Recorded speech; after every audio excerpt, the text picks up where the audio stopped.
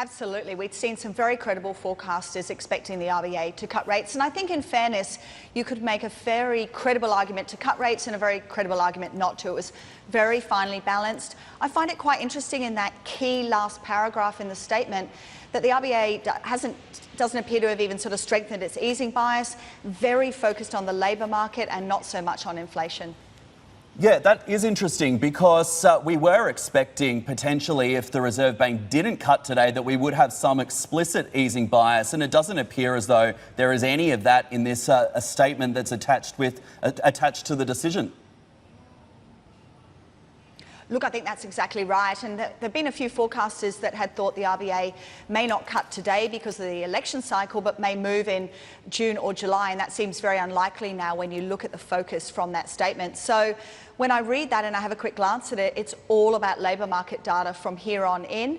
And the labour market has been holding up very well, but really keeping that unemployment rate around 5% will be absolutely critical.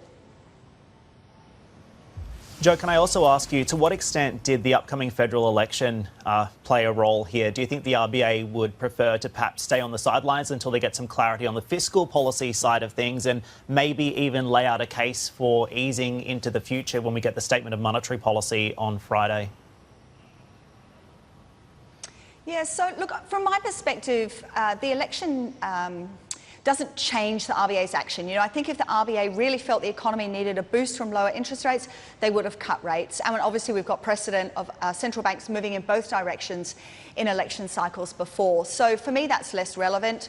I wouldn't expect the statement on monetary policy to deliver any different message from what we've seen in the statement today. Obviously, it will have all the forecasts and the details, but as you said in this last paragraph in today's statement, we haven't seen any strengthening of an easing bias, so I wouldn't expect the statement on monetary policy to show that. So from my perspective, we know the RBA prefers to move rates when at meetings that are associated with a statement on monetary policy.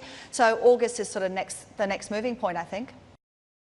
Hey everybody, it's Hadley Gamble from our new CNBC Middle East Bureau in Abu Dhabi. Thanks for stopping by. Now to watch more, you can try one of the videos that just popped up on your screen. And don't forget to subscribe.